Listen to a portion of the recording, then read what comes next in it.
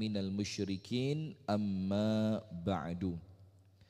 Allahumma inna nas'aluka ilman nafi'a wa rizqan tayyiba wa amalan salihan mutaqabbala. Allahumma 'allimna ma yanfa'una wanfa'na bima 'allamtana wa zidna ilman wa hudan wa taufiqan amin ya rabbal alamin. Ibu-ibu sekalian, jamaah pengajian Majelis Ta'lim Ngaji Hati yang semoga kita bersama terus dan senantiasa dirahmati Allah, diberkahi Allah, dan senantiasa mendapatkan bimbingan dan petunjuk dari Allah Subhanahu wa Ta'ala. Amin. Alhamdulillah, kita bersyukur kepada Allah di pagi hari ini kembali Allah pertemukan kita dalam majelis yang mulia ini dalam rangka menambah ilmu kita, dalam rangka memperkuat keimanan kita, dalam rangka menambah kebaikan-kebaikan dari pahala kita di sisi Allah Subhanahu wa Ta'ala. Salawat beriring salam semoga tercurahkan kepada uswah kita Nabi besar Muhammad sallallahu alaihi wasallam. Ibu-ibu sekalian, kita baca secara singkat pada halaman yang ke-319 karena ini jelas sekali. Nanti baru yang poin yang N itu yang pembahasannya banyak.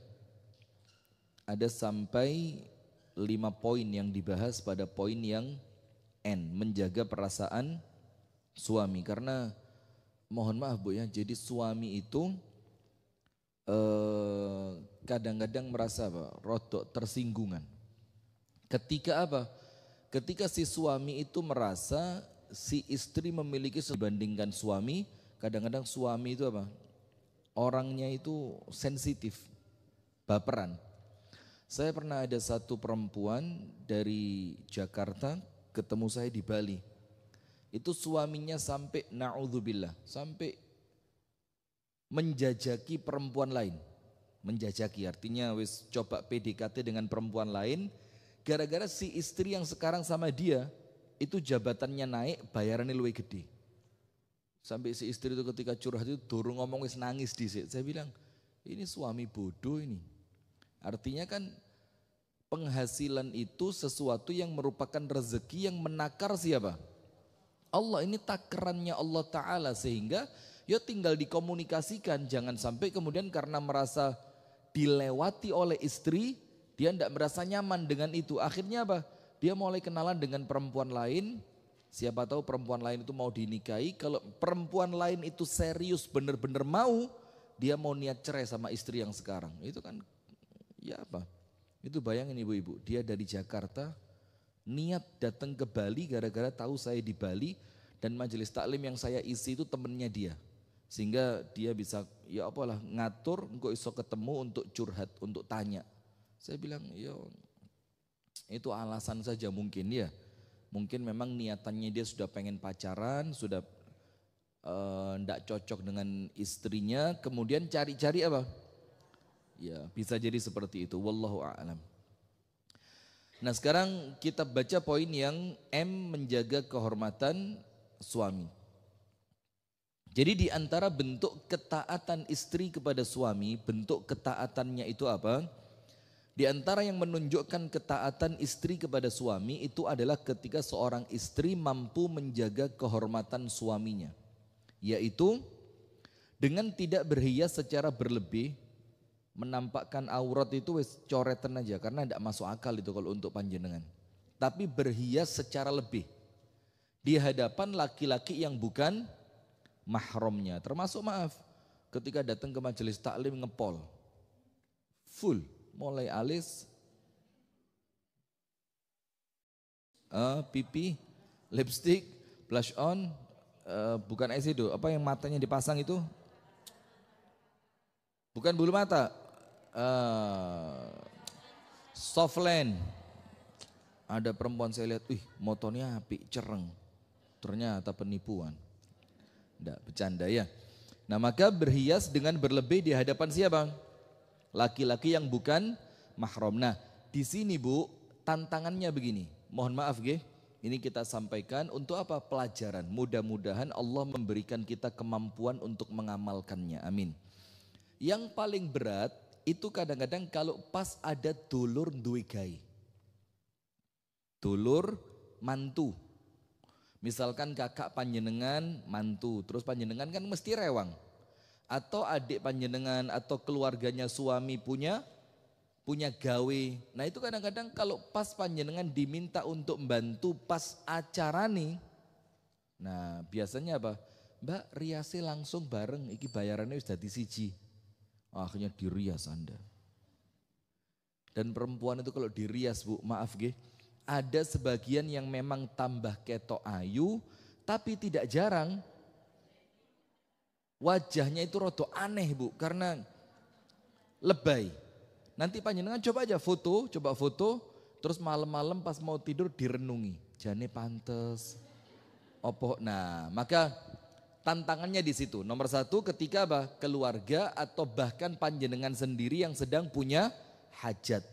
Tantangan yang kedua ketika hari besar, Idul Fitri, Idul Adha, atau momen-momen seperti arisan, silaturahim keluarga atau yang lain. Nah itu kalau panjenengan niat njogo perasaan suami, ndak usah nemen-nemen. Wis biasa saja, yo dandan yang penting ketok gak pucet cukup. Yang penting kelihatan apa? Kadang-kadang perempuan kan gitu ya, yang penting ketok rotok seger lah. Cek gak ketok, kusut nemen-nemen, nah itu sudah cukup. Kenapa? Karena tidak jarang suami yang ketika dia cemburu tapi gak wani ngomong. Dirasa notok ngenes jerone hati, dia mau ngomong ndak enak tapi ndak ngomong, perasaannya juga ndak nyaman. Nanti saya kasih contoh sih ya Bang. Putrinya Abu Bakar, istri dari Az-Zubair Ibnul Awam. Itu ketika Asma ini ngangkat hasil kebunnya Zubair, itu kurma di atas kepalanya, itu Rasulullah lewat. Kemudian sama Rasulullah ditawani, Asma biar saya turun, kamu saja yang naik, entah unta entah kuda. Kata Asma apa? Coba saya ndak ingat bagaimana cemburunya Zubair itu nemen, orangnya cemburuan banget. Maka saya akan terima tawarannya Nabi Muhammad. Karena ini bukan tawaran sembarangan ini. Yang nawari siapa? Nabi. Dan naik ke atas kendaraannya Nabi. Tapi karena aku merasa suamiku itu over banget cemburuannya, maka aku rela tolak tawaran itu. Setelah dia pulang ketemu suaminya, diceritain tadi waktu saya ngangkat kurma ini, sak nampan ini, Rasulullah menawarkanku untuk naik ke atas kendaraannya. Maka aku tolak karena aku tahu kamu orangnya sangat pencemburu. Apa kata Zubair bin Awam? Kamu itu ngangkat kurma itu luwe abot di jerone atiku dibandingkan kamu naik kendaraannya Rasulullah. Jadi maksudnya Zubair, coba kamu tahu kalau itu yang nawari Rasul, saya tidak akan cemburu. Gak apa-apa, munggau. Daripada saya harus lebih berat ngelihat kamu ngangkat kurma. Tapi lihat istrinya, jogo perasaan suami, Masya Allah. Dan istri yang seperti itu insya Allah dicintai sama suaminya. Kemudian yang berikutnya,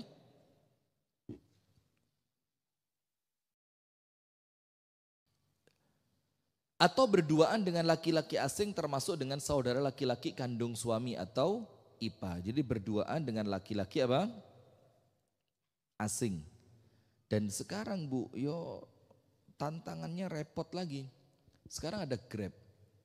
Kalau Grab Bu masih rodok lah, maaf ge, masih bisa lumayan lah, sopir di depan, panjenengan duduk di belakang. Apalagi kalau panjenengan itu tidak sendirian, itu masih lebih aman. Nah cuma kita mau ngomong ndak enak, ndak diomong noyo harus disampaikan. Jadi panjenengan dengerin ini jangan dianggap nyindir ya, tapi ini sebagai apa? Yo nasihat, sesuatu yang wajib kita sampaikan untuk bahan perbaikan.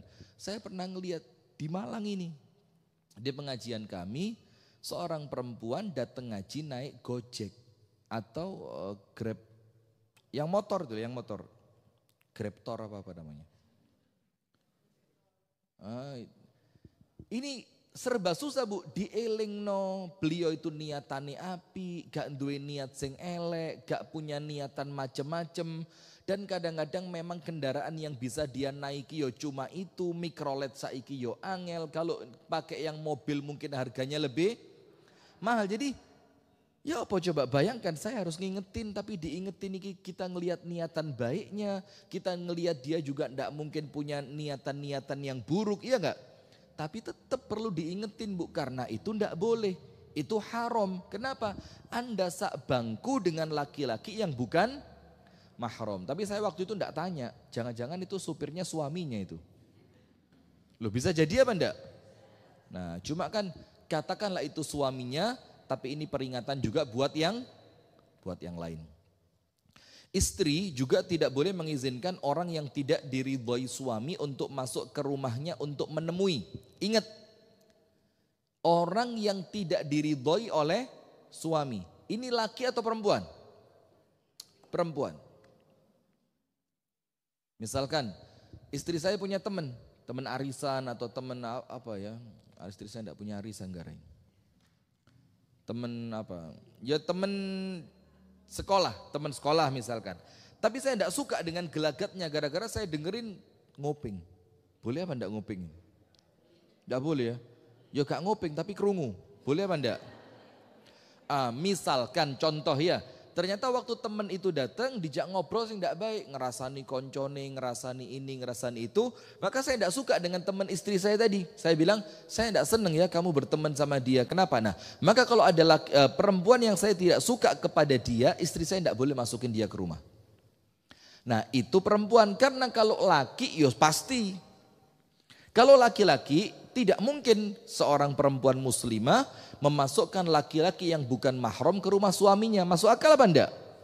Nah, maka yang dimaksud di sini perempuan. Karena kalau laki-laki ya otomatis panjenengan tidak boleh terima tamu-tamu laki-laki, apalagi dimasukkan ke ruang tamu dalam keadaan suami tidak ada di rumah. Nah, ini juga sekarang ya dilematis. Jadi susah Bu, sekarang ini kita kalau ngomong ideal yo susah sekali, apalagi tamunya itu ngirim undangan dari RT. Terus undangannya itu tidak bisa cuma diberikan, perlu apa? Dijelaskan, Bu, ini ada undangan dari RT untuk diisi, ini survei Bu, bagaimana kebersihan di RT kita, bagaimana uang kas di RT kita, bagaimana kalau ada acara bareng. Dan itu kalau tidak dijelaskan tidak bisa loh, mosok panjenengan tolak dia. Maaf ya Mas, suami lagi di luar. Yo kalau bisa bagus, kalau bisa bagus. Tapi kemudian kalau tidak bisa ada solusi. Solusinya apa? Minimal jangan ruang tamu yang dalam. Di mana? Di teras. Yang apa Bu? Yang kemungkinan besar orang lain bisa ngelihat, tidak memungkinkan apa? Tidak mengkhawatirkan munculnya fitnah. Itu kalau tidak bisa ditolak. Tapi kalau memang bisa, Mas datangnya nanti ya kalau pas suamiku sudah pulang. Atau ditulisi di depan rumah, tidak apa-apa ya, memang kesannya sombong. Nah itu loh Bu sekarang ini ya apa ya. Kita kepinginnya ideal, kita kepinginnya baik, mengamalkan Islam dengan sempurna. Tapi keadaan di masyarakat yang kemudian kalau kita amalkan seperti itu justru akan jadi fitnah, jadi omongan segala macam. Nah maka kalau perlu ditulis, terima tamu pukul sekian sampai pukul sekian. Karena apa? Di jam tersebut suami sudah ada di rumah. Nah karena panjenengan tidak memasukkan laki-laki yang bukan mahram ke rumah panjenengan, itu termasuk bentuk ketaatan. Bentuk apa? Ketaatan. Kalau itu bentuk ketaatan, ada pahalanya apa enggak? Ada pahalanya. Maka sekali lagi, semua yang kita pelajari jangan dianggap beban. Tapi dianggapnya apa? Inilah bentuk ibadah saya kepada Allah. Dengan apa? Dengan ibadah ini saya mendapatkan pahala yang insya Allah dengan pahala itu Allah ridho. Kalau Allah ridho saya bakal masuk ke dalam. Ia pun, ia di sini istri, harus menjaga kehormatan dirinya ketika sedang ditinggal oleh suami. Jadi kalau suami pas tidak ada, ya ndak boleh sak karepe dewe. Ia tidak boleh terjerumus pada perbuatan zina. A'azzanallahu wa iyyakum, na'udzubillah. Apapun bentuknya, ia harus menjaga pendengarannya sehingga ia tidak sembarangan berkata-kata. Karena kalau suami ada, kadang-kadang yang ngontrol ada sehingga panjenengan lebih tertata. Tapi kalau pas suami tidak ada, kadang-kadang sebagian perempuan kalau suaminya tidak ada itu koyok kerasa apa? Bebas. Anjing galak sudah pergi. Nah, apalagi kalau merasa kalau ada suami gak iso ngobrol mbek temennya, kalau ada suami ndak bisa los, maka ketika suaminya pergi, koncone di WA. Ayo Mbak, ndang rene bojoku wis budal. Nah, itu hati-hati. Abu Udzainah As-Sadafi radhiyallahu taala anhu mengatakan bahwa Rasulullah sallallahu alaihi wa alihi wa sahbihi wasallam bersabda, khairu nisaikum. Ini ibu-ibu kalau ada kalimat sebaik-baik perempuan, itu maka jadikan ini sebagai motivasi. Saya harus dapat apa yang disebutkan dalam hadis. Khairu nisaikum, perempuan kalian yang paling baik. Siapa dia? Al-wadud, yang paling penyayang kepada suaminya. Jadi sama suami itu cintanya apa? Ngepol. Cintanya apa? Ngepol. Kemudian al-mawasiyatu, yaitu perempuan yang sangat mencintai kalian. Yang kemudian perempuan itu al-wadudul walud. Yang pertama subur. Arti subur di sini ya dia tidak menolak hamil karena perkara-perkara yang tidak syar'i. Tapi kalau menolak hamil karena perkara kesehatan, boleh apa tidak? Boleh, didiskusikan dengan dokter yang memang ahli di bidangnya. Misalkan Bu, karena usia panjenengan sudah masuk usia di atas 45, mungkin di atas berapa saya tidak ngerti lah. Yang itu kalau hamil nanti menjadi resiko. Nah maka ngomong sama suami baik-baik. Tapi kalau tidak ada alasan medis, tidak ada alasan syar'i, tidak boleh nolak hamil. Bahkan kalau perlu, kalau memang memungkinkan, semakin banyak anak, keutamaannya semakin besar. Kemudian al-mawatiyatu al-muwasiyatu, yaitu perempuan yang taat kepada suami dan dia pun perempuan yang apa? Pengasih. Al-muwasiyah. Al-muwasiyah itu pengasih, itu artinya apa? Gak ngamuan. Jadi istri yang tidak gampang emosi.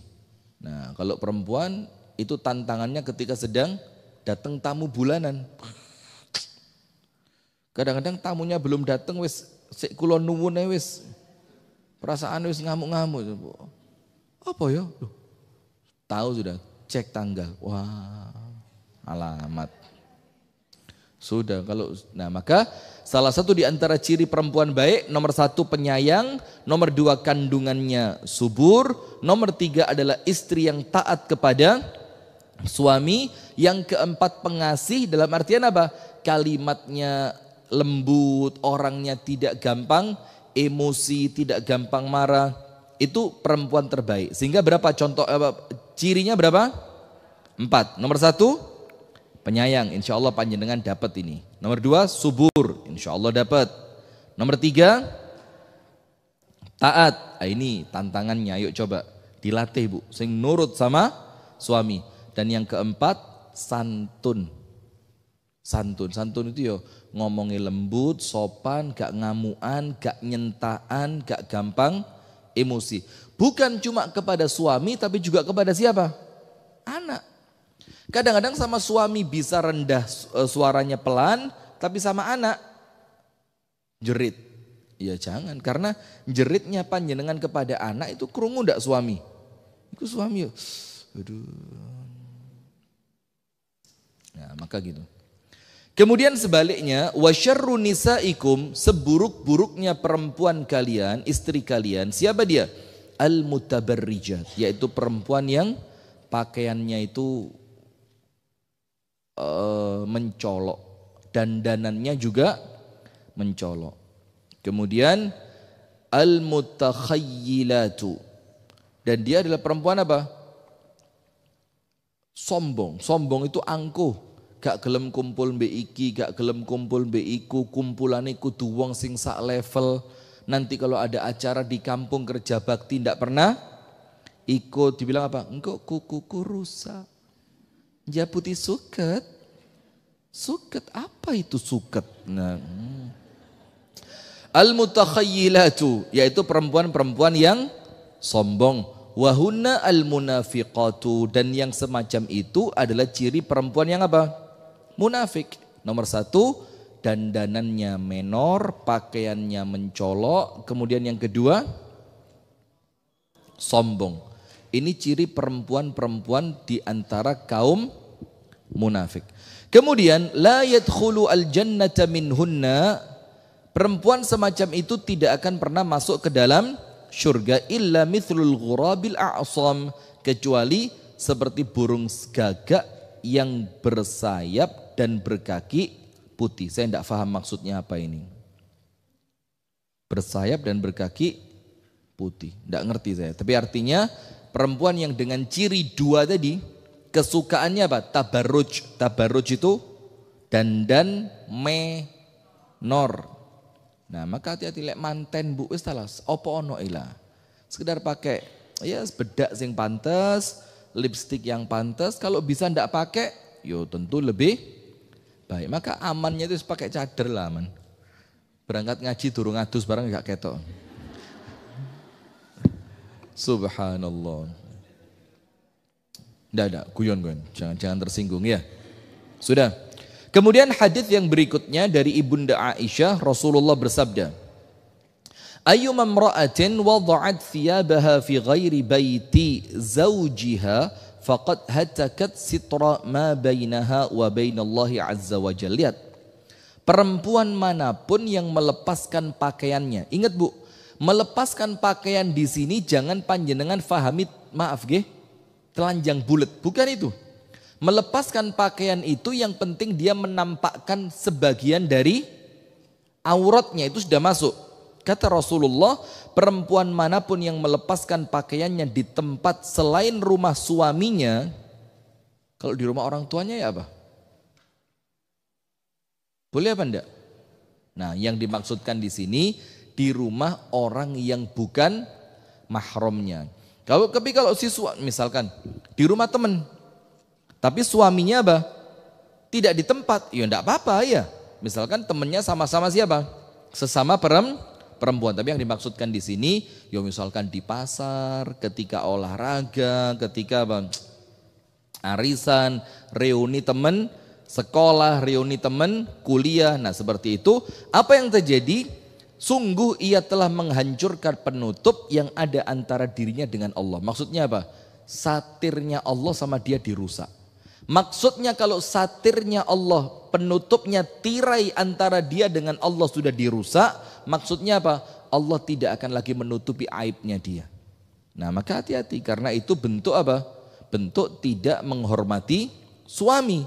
Karena dia berani menampakkan sesuatu yang seharusnya tidak boleh tampak kecuali di hadapan suami. Dan itu bentuk suami yang istri yang tidak taat kepada suaminya. Ummu Salamah radhiyallahu taala anha menyebutkan bahwa Rasulullah sallallahu alaihi wasallam bersabda, ayyuma imra'atin naza'at thiyabaha fi ghairi baitiha kharaqallahu anha sitra. Perempuan manapun yang melepaskan pakaiannya di tempat selain rumah suaminya, maka pasti Allah akan menghancurkan penutup darinya. Artinya apa? Aibnya sama Allah tidak akan dijaga. Maka kalau dia punya aib yang selama ini oleh Allah aibnya ditutupi, maka oleh Allah penutupnya akan dibuka, maka aibnya dia akan tersebar. Na'udzubillah min dzalik. Fudhalah bin Ubaid berkata bahwasannya Rasulullah sallallahu alaihi wasallam bersabda, "Thalathatun la tas'al anhum." Ada 3 golongan yang tidak akan ditanya. Tidak akan ditanya itu maksudnya nanti di hari kiamat itu Allah tidak akan ngajak dia ngomong. Tidak akan ngajak dia ngomong bukan berarti tidak dihisab. Maksudnya apa? Tidak diajak berbicara dengan ucapan yang rahmat, tidak akan diajak berbicara dengan ucapan-ucapan dari Allah yang begitu membahagiakan, enggak. Tapi apa? Kalimat-kalimat yang keluar itu fokus pada hisabnya dia. Lapo, ngapain, ambik sopo, di endi. Jadi kalimat-kalimatnya itu bukan kalimat rahmat seperti sapaan Allah kepada orang yang beriman. Sama seperti hadis yang mengatakan tidak akan dilihat oleh Allah. Artinya apa? Tidak dilihat oleh Allah dengan pandangan rahmat. Jadi dideloi dengan pandangan apa? Ya pandangan kemurkaan. Pandangan apa? Kemurkaan. Na'udzubillah min dzalik. Ada 3 orang yang tidak akan ditanya nanti. Yang pertama, rajulun faraqal jamaah wa 'asa imamah. Seorang laki-laki yang berpisah dari jamaah. Berpisah dari jamaah di sini dan dia bermaksiat kepada pemimpinnya, maksudnya apa? Melakukan kudeta. Keluar dari jamaah kepemimpinan Islam yang sah. Dia pergi. Meninggalkan, bukan meninggalkan jamaah itu gak sholat jamaah, bukan. Beda teks, beda konteks. Ini artinya meninggalkan jamaah itu dia pergi dari pemimpin Islam yang sah. Yang kedua, wa mata 'asiya, dan dia mati dalam keadaan bermaksiat, durhaka. Wa amatun au 'abdun abaqa famata, atau seorang budak laki-laki ataupun perempuan yang kabur dari tuannya dan dia meninggal dalam keadaan kabur tadi. Nomor 1, laki-laki yang keluar dari pemerintahan yang sah, pemerintahan Islam. Nomor 2, seorang laki-laki atau perempuan yang mati dalam keadaan durhaka, bermaksiat. Na'udzubillah. Semoga Allah menyelamatkan kita ya. Mudah-mudahan kita semua ini Bu meninggalnya pas sujud, pas sholat, pas ngaji, pas puasa, pas ibadah. Insya Allah ya. Amin ya Rabbal Alamin. Ketemu Allah dalam keadaan sedang ibadah. Bagus sekali.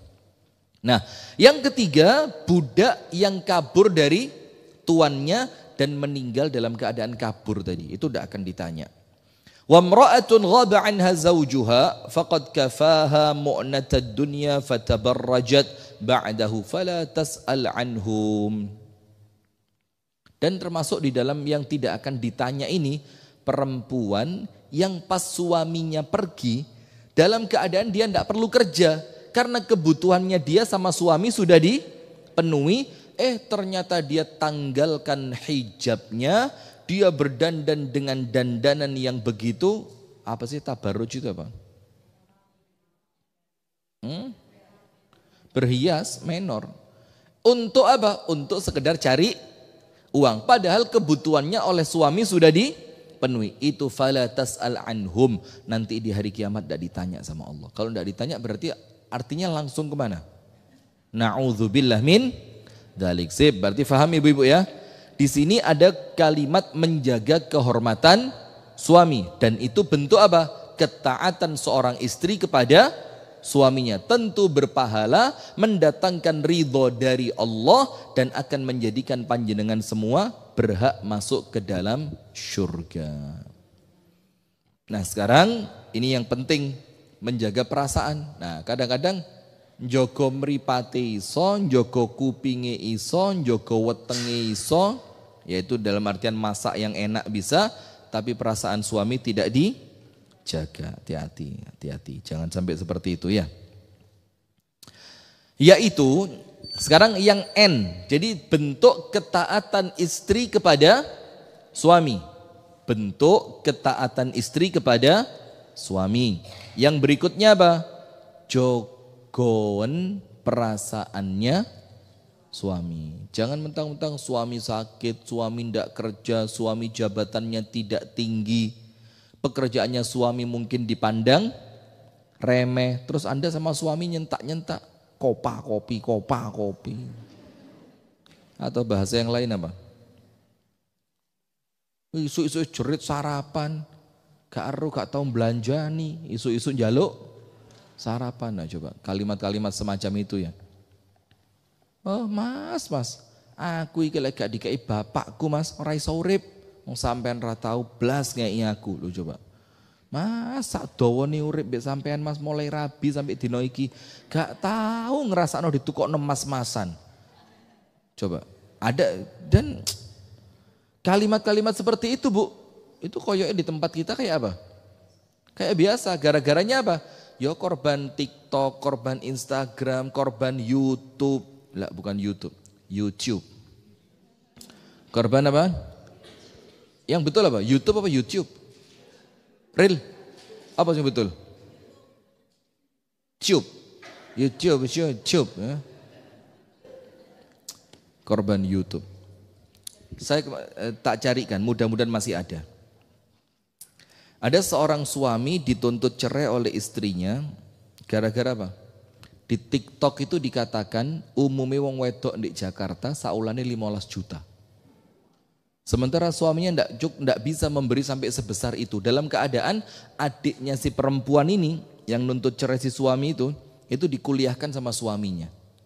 Ibunya si perempuan artinya mertuanya itu ya dicukupi sama si suami. Tapi ndak bisa ngasih istri cash 1 bulan 15 dan itu minta cerai. Saya bacakan nih. Mudah-mudahan belum saya hapus. Korban apa? TikTok. Karena dia buka TikTok katanya, jadi sekarang ini perempuan harus berani. Kita ini jangan dianggap murah, jangan dianggap rendah. Minta sama suami. Nah saya carikan. Saya bacakan biar artinya panjenengan kalau membuka TikTok, Instagram itu pun juga harus selektif. Jangan kewabeh dibukai. Nanti jadi korban semacam ini kan repot. Siapa yang ngomong? Yo influencer. Ini. Standar TikTok merusak pernikahan. Panjenengan kelihatan enggak ini? Apanya? Bisa di zoom? Coba bisa apa enggak ini? Mentok sudah ya? Enggak bisa. Jadi saya baca ini ya. Standar TikTok merusak pernikahan. Saya bacain cepat. Ini yang terjadi dengan rumah tangga saya. Bulan lalu saya baru memberikan talak kepada mantan istri saya karena dia merasa uang nafkah yang saya berikan dalam kurung 7 juta. Yang dia kasih berapa? 7. Panjenengan lu 500.000 lu gak protes Bu. Panjenengan ini Masya Allah Bu, perempuan-perempuan qanaah calon penghuni surga panjenengan ini. Lu 500.000 ya? Serius? Oh ya enggak mungkin lah. Paling ya 350 400 ya. Yang 7 juta ini lihat, di luar uang belanja dan kebutuhan rumah. Jadi uang belanja itu sono dewe, kebutuhan rumah seperti listrik, air itu ada sendiri. Jadi 7 juta itu murni untuk siapa? Oleh istri saya dianggap terlalu sedikit dengan kondisi belum punya anak. Jadi dia masih belum punya anak. Dia bilang standar seorang wanita masa kini itu per bulannya 15 juta. Dan dia mendapatkan info tersebut dari seorang influencer di TikTok. Saya dibilang mokondo. Apa mokondo itu? Apa mokondo itu? Saya dibilang mokondo atau enggak tahu. Saya dibilang mokondo. Padahal saya sudah kasih jatah 3 juta per bulan untuk orang tuanya. Dan 6 juta per semester untuk biaya kuliah adiknya. Padahal di rumah juga saya sudah sediakan asisten rumah tangga untuk bantu masak, bantu cuci dan bersih-bersih rumah. Saya hanya minta tolong diambilkan makan sepulang saya kerja karena capek. Tapi saya dibilang patriarki. Nah kalau patriarki ngerti. Jadi patriarki itu suami yang katanya semena-mena terhadap istri. Hanya karena minta diambilkan makan sepulang kerja karena saya capek, saya dibilang patriarki. Bismillah, tanggal 3 Desember yang lalu, sidang pertama perceraian kami di pengadilan agama. Lu kok dapat Anda? Oh korban TikTok juga ya. Coba Bu. Jadi subhanallah, sekarang ini kalau standar rumah tangga panjenengan itu medsos, gak jadi Bu, gak jadi. Kita itu kudu urip sing realistis.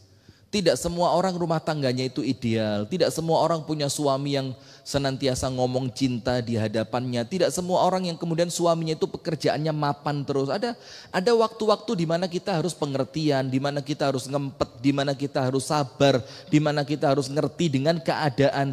Jadi medsos itu hiburan-hiburan. Ojo dilebokno njurone ati.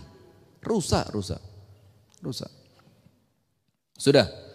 Menjaga perasaan suami, yaitu dengan mencari apa saja yang bisa membuatnya ridho. Jadi panjenengan cek, suamiku itu akan senang kalau saya mengucapkan apa, kalau saya berbuat seperti apa. Cari terus dan menjauhi apa-apa yang bisa menyakiti perasaannya. Misalkan, oh bojoku iki gak kenek, lek tak sindir masalah ibuke misalkan. Kalau tak sindir masalah keluarganya misalkan. Atau saya sindir masalah wajahnya yang mungkin tidak terlalu putih. Misalkan panjenengan ngecek, oh di poin-poin ini suami saya tidak suka. Itu dijauhi. Dan pada perkara-perkara apa yang menjadikan suami Anda senang, merasa dihargai, merasa dimuliakan, itu lakukan. Dan jangan merasa kok nyimut. Ojo. Panjenengan tetap harus paham bu, suami itu surga atau nerakanya istri. Ojo kemakan isu-isu, oh enggak bisa, kita sekarang emansipasi, kita ini sekarang sudah harus yang perempuan-perempuan itu namanya apa? Feminisme, kita ini harus eman-eman. Ya bukan berarti semua itu salah, tidak. Tapi ojo sampai panjenengan mengajukan yang bahasanya emansipasi lah, kesetaraan gender lah, antara suami dan istri harus setara lah. Tapi ternyata semua itu mengorbankan surga Anda. Yo eman-eman, karuan belani surga. Kita baca. Umamah binti Al-Harith mewasiatkan kepada anak perempuannya ketika ia mengantarkan putrinya kepada suaminya. Umamah bintul Harith berkata, kasih garis bawah, bagus itu. Wahai putriku, wasiat ini seandainya ditinggalkan, pasti suamimu akan menjauhi kamu. Tidak senang suamimu. Nah, kenapa bu? Perginya suami di zaman dulu itu berat sekali. Karena istri ngerti posisi. Sekarang, cerai itu wenteng. Gak wedi wong cerai itu gak wedi. Kenapa? Alah rapopo kok ya iso rabi. Mana? Padahal belum tentu ketika dia rabi mana dapat suami yang lebih baik, dapat suami yang ya, belum tentu. Jadi janganlah gampang-gampang atau panjenengan ngompori anak panjenengan ketika menantu panjenengan dianggap tidak cocok. Ojo dikompori bu. Wis dinasehati untuk sabar. Wis tole nduk sing sabar. Kenapa? Yo jenenge wong urip ono enake ono gak. Lah kalau mertua ikut campur bahkan memotivasi, memprovokasi anak perempuannya untuk cerai. Waduh ini sudah susah. Panjenengan mau cari suami untuk anak panjenengan yang seperti apa? Prabowo. Ya diguyu samayan. Mau cari seperti apa? Asistennya Prabowo yang sekarang jadi Menko itu. Mau cari kayak Mayor Teddy. Lah sudahlah pokok urip di dunia itu bu. Yang realistis, ojo ngawang. Ojo apa? Gak usah ngawang lah. Sok-sokan kepingin dapat suami. Maaf ini bukan cerita guyon. Mau dapat suami yang kayak ustadz, yang pengertian. Wes talah gak usah ngarang. Podo ae bu, podo ae. Namanya juga rumah tangga. Ono enake, ono. Sudahlah, ndak usah kemakan. Enak ya kalau suaminya kayak ustadz fulan, kayak ustadz. Nanti alah. Wis nikmati, syukuri, sabari apa yang Anda miliki. Itu sudah, ya itu mau apa lagi. Maka kata Umamah ketika ngomong kepada putrinya, kalau nasihat ini kamu tinggalkan, maka suamimu akan menjauhi kamu. Wasiat ini adalah peringatan bagi yang lalai dan pengingat bagi perempuan yang berakal. Jadi kalau orang lalai, ini peringatan. Tapi untuk yang berakal, gawin. Maksudnya gawin apa? Karena tujuan perempuan itu menikah, salah satunya apa? Untuk mendapatkan keridhaan dari suami. Kalau suaminya ridho, akan menarik keridhaan dari Allah. Kalau Allah ridho, panjenengan meninggal kapanpun, pintu surga dibuka semua sama Allah. Jadi Gak usah ruwet. Perempuan itu sholat, puasa, jaga kehormatan, taat sama suami, selesai. Walaupun kadang-kadang sholatnya sesekali telat, kadang-kadang Yosek seneng ya ndelok sinetron di YouTube, Netflix. Panjenengan ngikutin Netflix? Serius? Langganan Netflix? Berapa sebulannya berapa? Oh anak panjenengan sekali-sekali melok delok ya.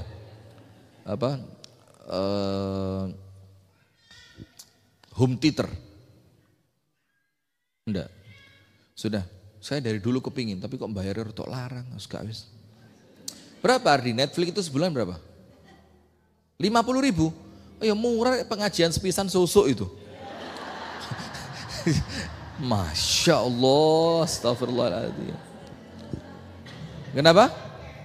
Tapi masa uang pengajian dibuat nonton film. Ya buat nonton bioskop lah.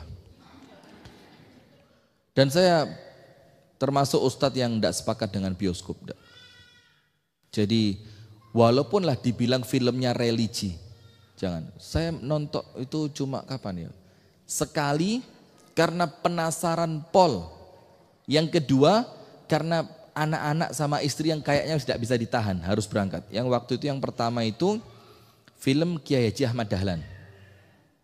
Itu karena saya penasaran pol. Itu pun, dua kali yang penasaran. Ahmad Dahlan sama Buya Hamka. Itu saya lihat dua itu. Itu pun delok mbek tolah-toleh, ono jamaah apa ora. Itu sudah rotan redek ya temel buyu, kira jamaah buyar ya, astagfirullahaladzim. Yang kedua, waktu liburan Idul Fitri, waktu itu ada film keluarga apa gitu. Kan rumah istri saya di Batu itu pas ngarepe Batos itu loh. Kan di sana ada 21-nya, ngerti 21 ngerti? Bukan 21, ya artinya 21 tapi 21 itu maksudnya bioskop yang filmnya update terus itu loh. Sini. Sudah, enggak usah. Lanjut. Apa wasiatnya? Lihat, dengerin. Wahai putriku, seandainya perempuan itu tidak perlu keluar, maka kata Umamah bahwa kalau enggak perlu jangan keluar. Ojo metu. Anda lebih terhormat, lebih terjaga, lebih bersih, lebih indah kalau Anda tidak keluar. Kalau tidak ada keperluan. Tapi kalau perlu bagaimana? Misalnya nganter anaknya ke dokter, harus nganter anaknya sekolah. Kalau perlu tidak jadi masalah. Wahai putriku, seandainya perempuan itu tidak perlu keluar, hendaknya tidak keluar dari rumahnya karena kedua orang tuanya sangat membutuhkannya. Dan aku adalah orang yang paling tidak pernah keluar rumah. Kata siapa? Umamah. Namun perempuan itu diciptakan untuk laki-laki dan laki-laki diciptakan untuk perempuan. Jadi maksudnya Umamah itu Bu, kalau tidak ada syariat rabi ngono nak, kon gak tak tokno teko omah nak. Cuma karena ada syariat menikah, yo namanya perempuan butuh siapa? Laki-laki. Laki-laki juga butuh perempuan untuk saling melengkapi. Ya terpaksa saya harus keluarkan kamu dari rumah. Wahai putriku, sesungguhnya engkau telah berpisah dari penjagaan kedua orang tuamu. Engkau telah meninggalkan gubuk tempat tinggalmu menuju istana yang belum pernah engkau ketahui dan seorang pendamping yang belum pernah engkau kenal. Betul apa enggak ini? Saya kemarin hari Jumat kedatangan tamu orang Pari. Nanti bulan Juni anaknya mau nikah sama laki-laki dari Solo. Anak perempuannya dia mau nikah jadi anak perempuan pertama. Jadi anaknya 4 wedok kabeh. Dan ini anak perempuan pertama. Dan namanya anak pertama itu kan beda Bu ya. Yang punya anak coba, yang punya anak 2, 3, 4, 5. Anak nomor 1 mesti beda. Umi saya itu. Kalau sama kakak yang nomor 1 saya bilang, wis rojone teko saya bilang. Kalau pas kakak saya itu pulang, wis menengoy, gak usah dikomen saya bilang. Karena memang anak pertama itu biasanya sih ya, enggak tahu ya itu semua apa enggak. Cuma biasa anak pertama itu memang luwe mlebu jurune ati. Karena sebelumnya enggak punya anak, moro-moro punya. Coba kalau zaman foto sekarang, anak nomor berapa yang fotonya paling banyak? Ayo. Anak nomor berapa yang fotonya paling banyak? Yang paling sering ganti baju? Bahkan di gawanang studio barang. Anaknya ditekuk ini sikil dek endas dek sikil foto krek. Dilebokno adah cili di anak nomor berapa? Nanti anak nomor 2. Wis kesel. Apalagi lek jarake gak sepiro ado. Iki nyusoni durung mari iki wis lahir ya Allah ya Rabb. Nah, sudah.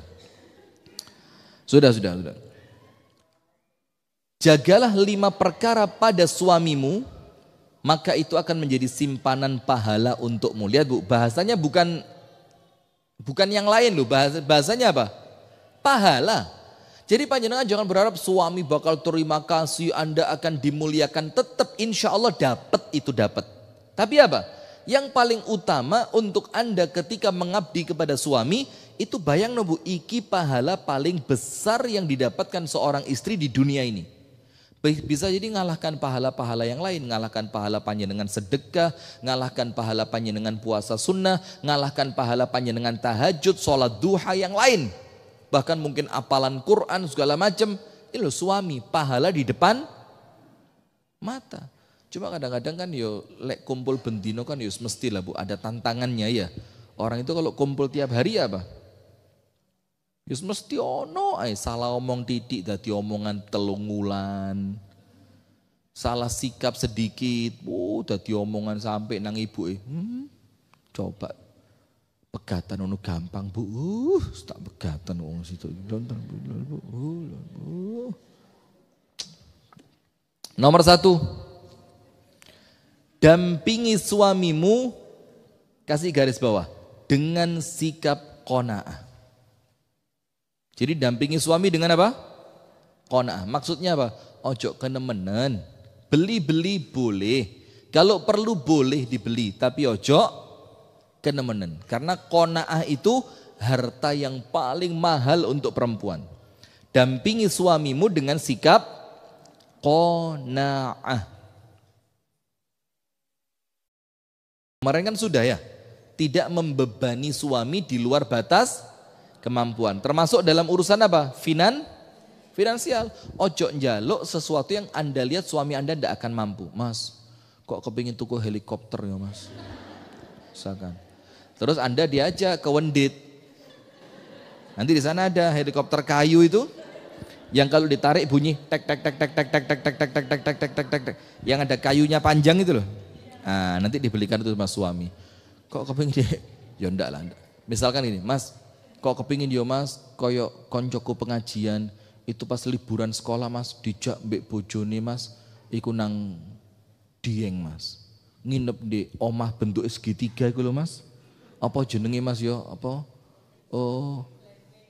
Iya Mas, glamping Mas. Aduh kepingin Mas. Engko ndek ngarepe iku lek bengi-bengi ono kabut, terus bakar-bakar, rambutnya bojone diobong segala macem. Kok kepingin ya Mas? Wes, panjenengan lihat Bu, penghasilan suami berapa, tanggungan suami berapa, sehingga panjenengan ngerti kalau panjenengan sempat ngomong, terus suami merasa ndak mampu, itu dadi apa Bu? Dadi pikirannya suami, janganlah misalnya. Pokok dampingi suami dengan sikap qanaah. Wes, yo kalaupun liburan ndak bisa keluar rumah, ciptakan suasana rumah itu suasana liburan. Yo bikin apa bareng anak-anak, beli kertas, bikin poligami.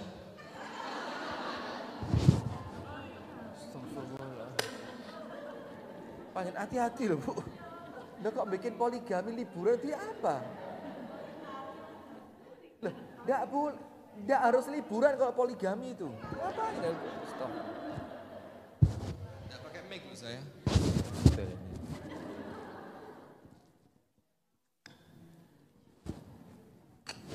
Tapi ya kalau panjenengan kerso ya enggak apa-apa sih ya. Biar suasana di rumah semakin menarik kan ada orang baru masuk. Suaminya enggak mau. Gini suami panjenengan. Bukan poligami Bu, origami. Jangan salah sebut, bahaya. Origami. Seni melipat kertas. Jadi jerapah, jadi burung, jadi apa? Yang kalau dimasukkan tangan bisa kayak, nah, atau bikin kerajinan tangan di rumah waktu liburan, gaya asbak, jangan, gak boleh ngerokok. Sudah. Kemudian bergaullah dengan suami dengan ketaatan yang baik, nuruto, wis talah nuruto sama suami, seneng-seneng. Karena di dalam qanaah itu terdapat ketenangan hati. Jadi kalau orang itu qanaah, hati ini apa? Tenang. Bahkan Rasul bilang bukan cuma tenang. Rasulullah bilang apa? Qanaahlah dengan apa yang Allah beri, kamu jadi orang paling kaya. Tapi kayanya bukan kaya harta, kaya apa? Hati.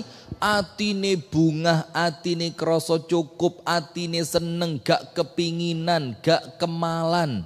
Ngerti kemalan? Kemaruk, enggak kemaruk. Dan di dalam pergaulan yang baik terdapat keridhaan dari Allah. Nomor satu apa bu?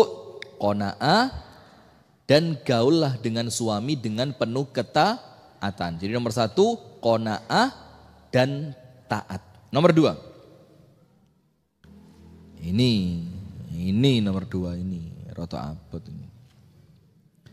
Jagalah penampilan dan aroma tubuhmu. Di depan siapa? Suami. Jangan sampai kedua matanya mendapatimu dalam penampilan yang tidak sedap dipandang. Jangan pula ia mencium aroma tubuhmu kecuali dalam keadaan harum yang semerbak. Jadi jaga mata dan hidungnya. Mata dan hidung. Jangan sampai ketika suami pulang Anda masih pakai daster itu ya bukan aib sih ya. Daster itu kan sekarang bagus-bagus ya, enggak kayak daster zaman. Kalaupun pakai daster daster yang pantas lah dilihat suami itu pantas. Anda duduk bareng suami dengan pakaian itu kelihatan pantas. Jadi jangan sampai kelihatan suami Anda pakai baju yang tidak, susah dibahasakan. Kelihatan kumuh, kucel, beladus, itu baju itu wis ndak enak dipandang. Dan jangan juga mendampingi suami dalam keadaan aroma tubuhnya masih bau. Jadi aroma tubuh itu boleh jadi tangi turu atau mari nyusoni anak sik kerwinget tok karena di kamarnya ndak ada AC-nya. Oh ada AC, angin cendelo. Angin cepoi-cepoi. Bagus, angin cepoi-cepoi ya. Terus atau setelah masak, setelah apa? Masak yang kemudian yang dimasak itu kadang-kadang seperti ikan itu kan baunya menyengat, roto amis segala macam. Anda cek jam. Oh suamiku ini biasa pulangnya jam 4, jam 4 gue di omah. Anda jam 3 itu mulai apa? Sudah mulai rapi-rapi. Dapur dibersihin, ruang tamu yang rapi, kamar dikencengno spray ini. Kasure dikebasi, ya enggak? Terus Anda ganti baju, Anda mandi, ganti baju sehingga suami itu datang itu kelihatan seger karena suami itu di luar rumah perasaannya apa? Sumpek, capek, segala macam sehingga yang dibayangkan kalau saya pulang omah bersih, pawon bersih, kamar rapi, bojoku wis ayu. Nah, sehingga itu yang menjadikan suami itu kepikiran untuk terus kepingin apa? Pulang.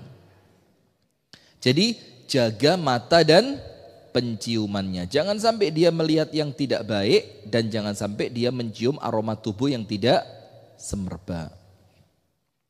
Ingat, jaga mata dan hidung bukan cuma di tubuh istri. Memang yang paling utama di tubuh istri. Tapi apa? Juga kerapian di mana?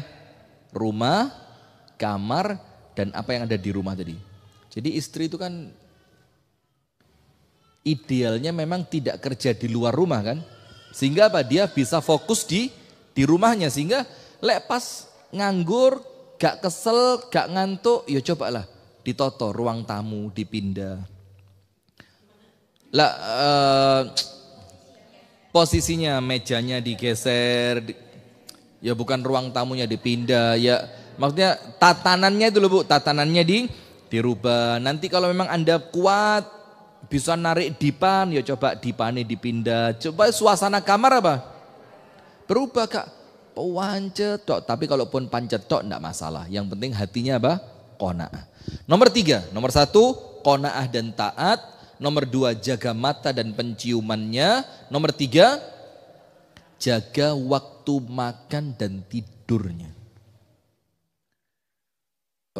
Nggak tahu kalau orang lain. Kalau saya, lek pas turu, terus lawang ditutup sama anak-anak nutupnya jeruet. Itu langsung tangi.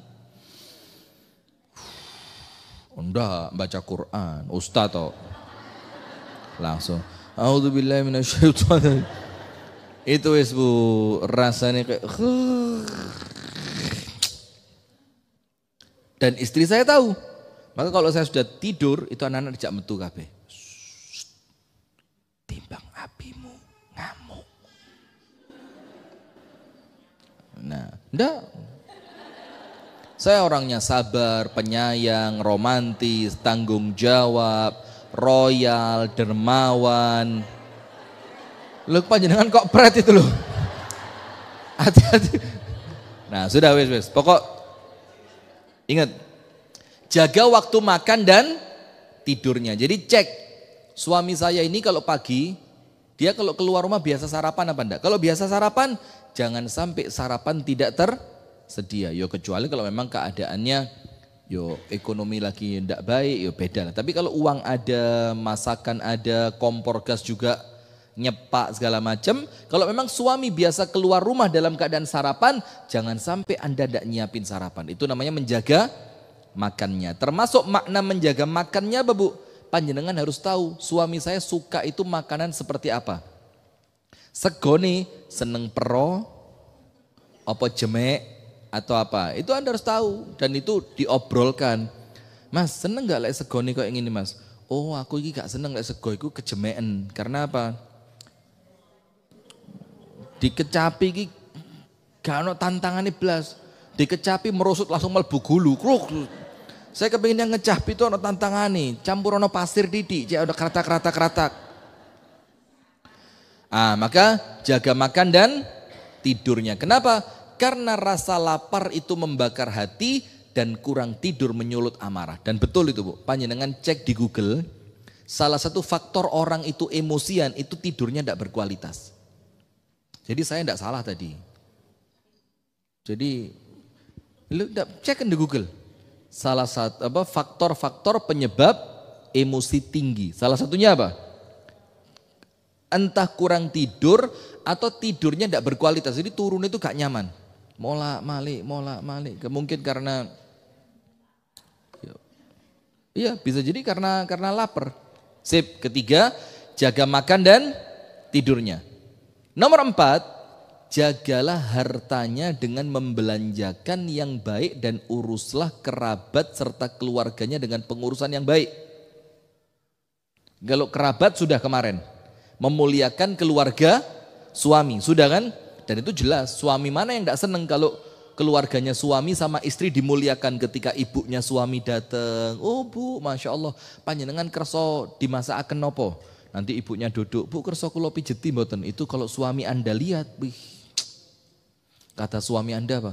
Masya Allah, punya satu aja kayak gini nyeneng no. Apalagi kalau gini punya 4, waduh. Suami senang. Nah maka poin keempat kita cukupkan pada apa? Belanjakan harta suami dengan cara yang baik. Maksudnya apa? Ojo dihambur-hambur lah. Tuku sing gak penting, tuku sesuatu yang kemudian mungkin harganya terlalu mahal dibandingkan fungsinya yang tidak terlalu penting. Nah itu nomor 4, jagalah hartanya. Dengan cara apa? Belonjone sing pas. Ojo terlalu royal. Jadi kalau belanja di tukang sayur misalkan, yo janganlah beli sesuatu yang berlebihan. Misalkan Anda beli ikan, beli tempe, beli sayur, misalkan harganya dari semua yang Anda beli itu misalkan 25.000, terus Anda kei duit 1.000, wes susu EPN. Susu EPN itu lek 2.500, 1.500 iki 75.000 susu EPN. Akeh susu timbang. Nah itu kalau suami tahu, Bu, aku kerja sampai kati stroke loh, ini tukang sayur sampai kayak ngono, astagfirullahaladzim. Nah maka yo jangan begitu, jaga harta suami. Yang kelima, kata Umamah bintul Harith kepada putrinya, ingat Nomor 1, qanaah dan taat. Nomor 2, jaga mata dan hidungnya. Nomor 3, makan dan tidurnya. Nomor 4, jaga hartanya. Dengan cara apa? Ojo royal. Kecuali untuk sesuatu yang suami ridho, enggak apa-apa. Yang kelima, janganlah membuka rahasianya. Kasih garis bawah. Jangan membuka rahasianya dan janganlah engkau menentang perintahnya. Berarti ada berapa? 5. 1, qanaah dan taat. 2, mata dan hidung. 4, makan dan tidur. 3 ya. 4, jaga hartanya. Nomor 5, jangan bongkar rahasianya. Maka dulu enggak tahu panjenengan pernah saya ceritani apa enggak. Ada seorang perempuan di acara tausiah di TV itu curhat kepada ustazahnya tentang apa? Tentang suaminya yang dianggap letoy. Suami saya letoy. Itu enggak baik. Sudah. Karena jika engkau membuka serta menyebarkan rahasianya, maka ia pun akan mengkhianatimu. Dan jika engkau menentang perintahnya, berarti engkau telah memancing amarahnya. Berhati-hatilah. Jangan sampai engkau menampakkan kegembiraan ketika suami sedih. Misalkan suami sedih. Suami itu misalkan dia suka piaraan ikan. Dia senang sama ikannya. Ternyata suatu hari ikannya itu mati. Anda jangan, alhamdulillah sainganku wis mati. Karena apa? Suami sedang sedih, jangan tampakkan kebahagiaan. Atau suami sukanya mancing. Lah kok ternyata pulang mancing, suami jatuh, joran pancingnya itu patah. Apa kata istri? Alhamdulillah dongaku mbek Gusti Allah diterima. Apa kata suaminya? Iki saiki pancing lho, aja sampai gulu lho sing cuklek. Repot nanti. Karena yang pertama dapat menyinggung perasaan, sedangkan yang kedua dapat mengurangi kebahagiaannya. Jadi kalau dia sedih jangan bahagia, kalau dia bahagia Anda jangan sedih. Ikuti kesedihan dan kebahagiaannya. Sudah. Sekarang sebesar apa engkau dapat menghormati suami, sebesar itu pula engkau akan dimuliakan oleh suamimu. Kasih garis bawah. Jadi itu kan adil namanya ya. Balasan sesuai dengan perbuatan. Sebesar apa kekuatan Anda memuliakan suami, maka sebesar itulah penghormatan suami kepada Anda. Ketika engkau selalu mentaati suami, maka suami pun akan menyayangimu. Ketahuilah, wahai putriku, engkau tidak akan mampu melakukan semua itu, kasih garis bawah, sampai engkau dapat lebih mendahulukan ridho suami dibanding ridho dirimu sendiri. Jadi tidak akan bisa melakukan yang 5 tadi di atas sebelum apa? Sebelum para perempuan itu ngerti, para istri itu ngerti bahwa keridhaan suami yang nomor 1. Misalkan suami minta dimasakkan nasi goreng, sementara Anda itu gak iso ngonceki bawang putih. Karena Anda kalau ngoncek bawang putih itu misalkan mata langsung perih. Dan Anda itu kalau matanya perih itu bisa sampai berjam-jam. Nah tapi karena suami yang minta, ya sudah, tidak apa-apa. Ojo meripatku sing brebes mili. Keringetku gobios pun tak belani, yang penting suami. Nah itu mendahulukan keridhaan suami dibandingkan kesenangan diri. Jadi kata Umamah, tidak mungkin kamu bisa melakukan itu sampai engkau dapat lebih mendahulukan ridho suami dibandingkan keridhoanmu sendiri. Mendahulukan keinginannya dibandingkan keinginanmu. Jadi misalkan suami kalau liburan sukanya tidur. Sementara Anda krungu liburan, jalan-jalan. Maka ya sudah, karena Anda tahu suami itu kalau libur mindsetnya turu, maka ya wes ayo turu bareng mas. Wes mumpung mendung iki enak ya. Saya tadi mau berangkat, Masya Allah. Saya berangkat dari Kasembon sama istri, sama anak saya, sama Bude. Itu ba'da sholat subuh, jam 5:50. Jalan, suret. Saya antar Bude saya ke rumahnya di Batu. Terus saya ke rumah mertua saya. Itu masuk rumah Bu, adem. Terus Terus kelihatan selimutnya kan orang Batu itu selimutnya kandel-kandel. Saya lihat, masuk KTW Abu Yoker. Tapi iki kok nuansanya pas lek turu ini. Terus saya keluar rumah, ternyata di luar kabut. Saya ngomong itu, bung itu keluar. Katanya balik mana, balik. Subhanallah. Nah maka, kenapa saya cerita itu ya? Maka begini, pokok intinya, dahulukan keinginan suami dibanding keinginan diri. Nah misalkan, suami kepingin ke rumah orang tuanya, Anda kepingin ke rumah orang tua Anda. Maka ngomong sama suami, kau apa mas? Nang omai wong tua muai. Kau apa? Aku seneng kok. Lah nanti setelah sampai rumah orang tuanya, kalau dilihat waktunya masih nutut, ya ndak jadi masalah Anda ngobrol. Mas, nutut gak mas? Nang omai orang tuaku dulu. Dulu mas. Nah, nanti kalau suami keinginannya sudah dipenuhi, suami ndak akan berat untuk menyenangkan Anda dengan menuruti keinginan Anda. Baik pada sesuatu yang engkau sukai ataupun tidak. Maka pasti Allah akan memberikanmu kebaikan. Dan sekarang aku titipkan dirimu kepada Allah. Kata siapa? Umamah ngomong kepada putrinya. Wes pokok yang semua ini kalau kamu fahami dengan baik, insya Allah suamimu baik. Karena apa bu? Ngeculno anak wedok ngono ya gak abot. Itu yang saya ceritain tadi. Yang orang pare tadi, bahkan baru Juni nanti anaknya mau nikah, itu kepikiran, ya apa ya Ustaz, ya kok kayak abot hatiku.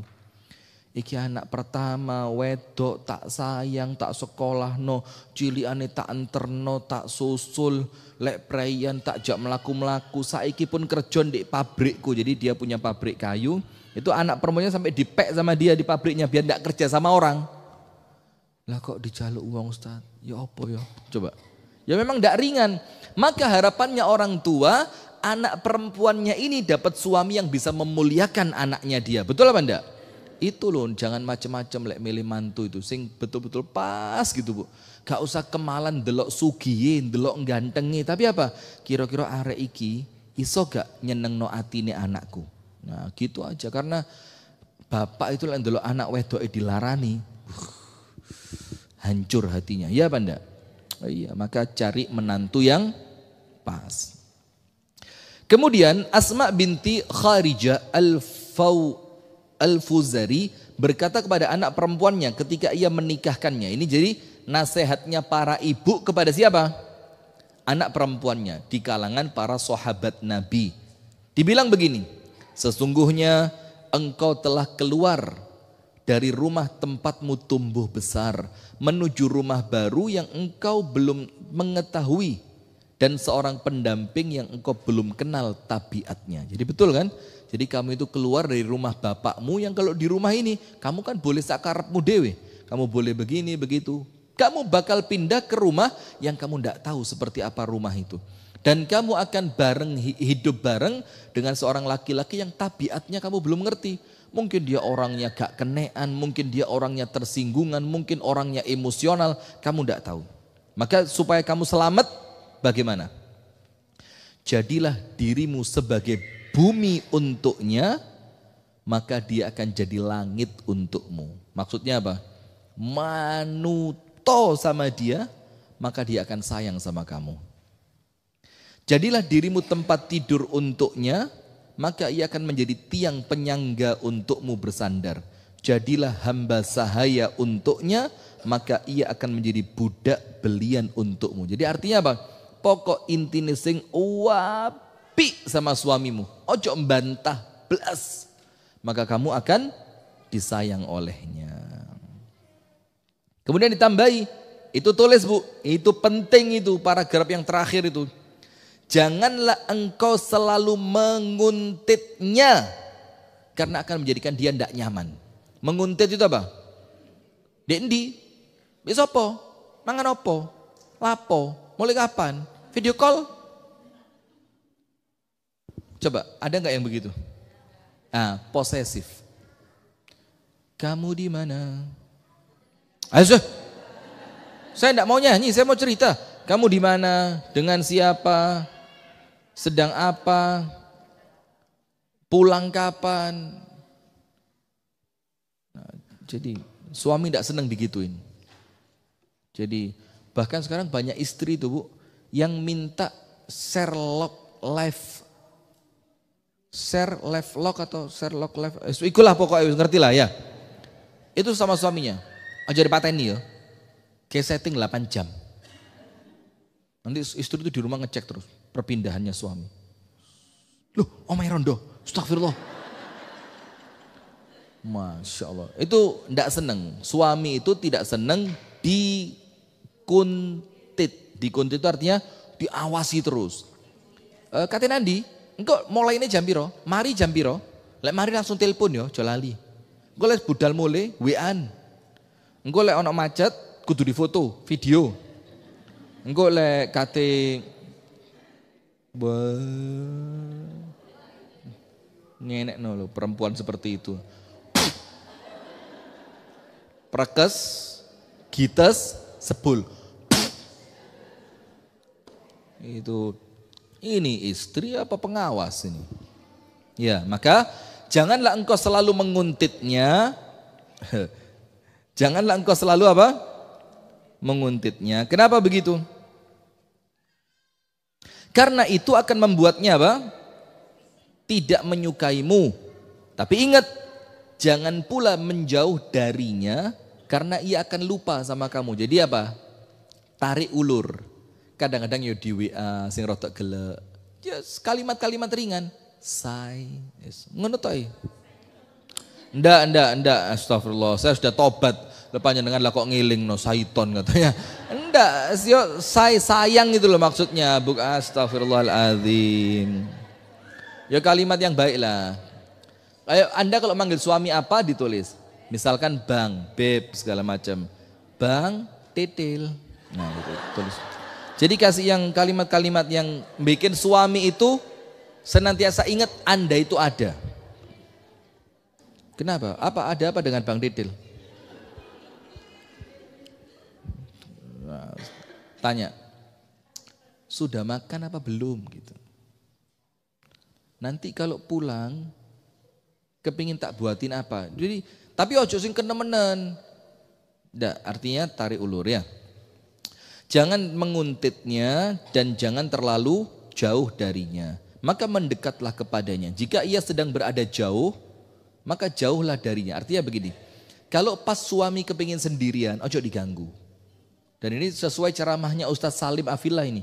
Ustadz Salim Afillah itu sempat ngomong dalam ceramahnya, laki-laki itu perlu selesai dengan hobinya. Karena kalau dia dibiarkan menjalankan hobinya, maka dia akan lego, puas. Nanti ketika dia pulang, dia akan ngelegakno istrinya. Karena dia merasa untuk saya sudah selesai, maka sekarang waktunya saya bersama keluarga. Itu kata Ustaz Salim. Jagalah hidungnya. Tutup ono terus, uri, jogon, ojo sampai ucul. Jadi, jagalah apa? Hidungnya. Ya maksudnya seperti yang tadi ya. Jagalah pendengarannya dan jagalah matanya. Jagalah hidungnya, jangan sampai ia mencium aroma tubuhmu kecuali dalam keadaan harum. Jagalah telinganya, maksudnya jangan sampai ia mendengar kecuali yang baik. Dan jagalah matanya, maksudnya apa? Jangan sampai dia melihatmu kecuali dalam keadaan yang cantik. Sudah ya, sampai situ dulu ya.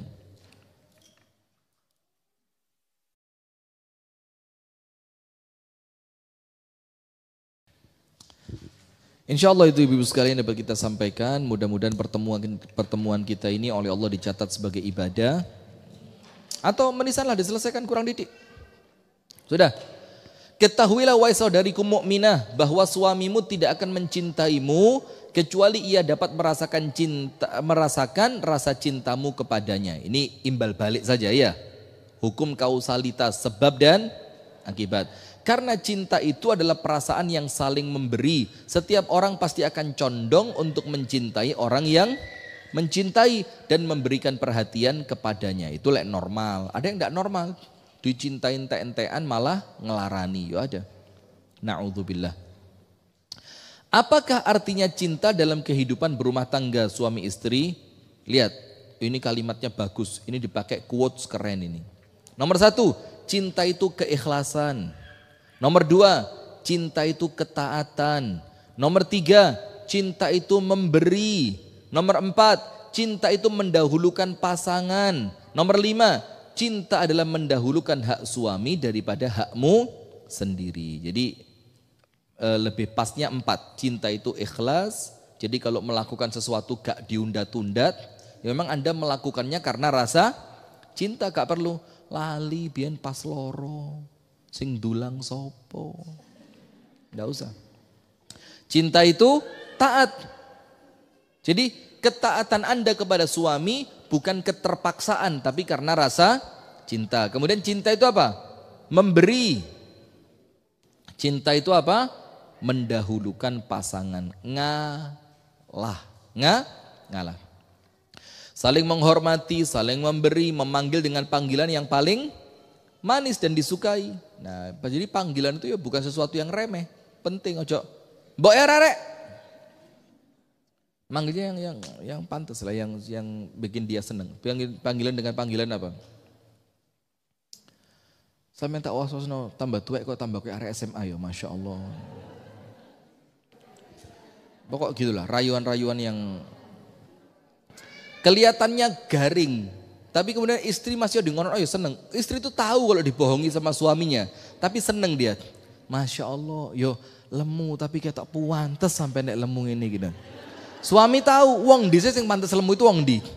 Tapi kan kalau suami ngomong seperti itu, istri merasa apa? Diregani. Merasa apa? Yo lemu mulu dia, Masya Allah dia. Seneng aku mbek sampean kok ngene iki, tapi lek numpak becak wong loro gak kuat ya apa. Sudah. Lihat, ingatlah wahai istri, perkataan seorang laki-laki ketika ia berkata, apa yang akan dikatakan seorang istri tentang suaminya yang telah meninggalkan semua perempuan dan memilih dirinya sebagai istri. Jadi misalkan, iki ana wong lanang, lanangane jagat. Semua perempuan kepingin dinikah sama dia. Ternyata dia tinggalkan semuanya, dia hanya setia dengan satu, bukan dengan satu. Dengan istrinya, enggak pakai kata satu. Dia tinggalkan semua perempuan-perempuan itu dan dia setia dengan siapa? Istrinya, enggak pakai kata satu. Apa yang akan dilakukan seorang istri kepada suaminya yang telah meninggalkan kedua orang tuanya? Jadi bayangin, istri itu rela meninggalkan orang tuanya, keluarga dan teman-temannya. Tidak ada yang dapat membuatnya ridho dan senang kecuali istrinya. Wahai istri, engkau adalah sumber kesenangan suami. Pret. Enggak, betul ini, serius ini Bu, enggak usah pakai pret. Wahai istri, engkau adalah sumber kesenangan suami. Engkaulah teman setianya, engkaulah kekasihnya. Alangkah jelas ungkapan Al-Quran dalam surat Al-Baqarah ayat 187. Hunna libasul lakum wa antum libasul lahun. Kalian adalah pakaian untuknya, yaitu suami. Dan mereka para suami adalah pakaian untuk kalian. Jadi pakaian itu artinya apa? Nomor 1, menghiasi. Nomor 2, menjaga entah dari panas ataupun dingin. Nomor 3, menutupi. Nomor 4, pakaian itu yang bikin orang nyaman. Bikin orang nyaman. Itulah yang disebutkan di sini. Jadi ingat, bentuk ketaatan istri kepada suami hari ini kita pelajari berapa? 2. Nomor 1, N, apa N tadi? Perasaan suami dijaga. Yang selanjutnya,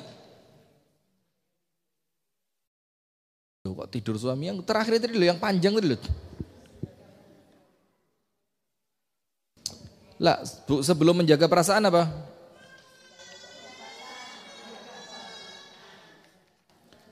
Menjaga kehormatan suami, dan yang berikutnya menjaga perasaan suami. Nanti insyaallah pertemuan yang berikutnya kita akan belajar apa?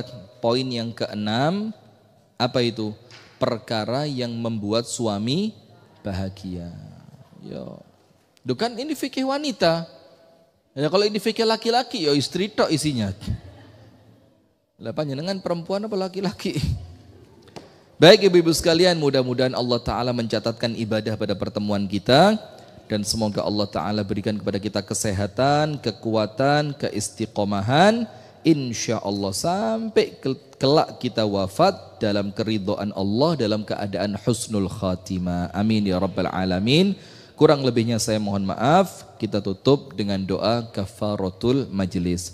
Subhanakallahumma wa bihamdika asyhadu an la ilaha illa anta astaghfiruka wa atubu ilaik. Assalamualaikum warahmatullahi wabarakatuh.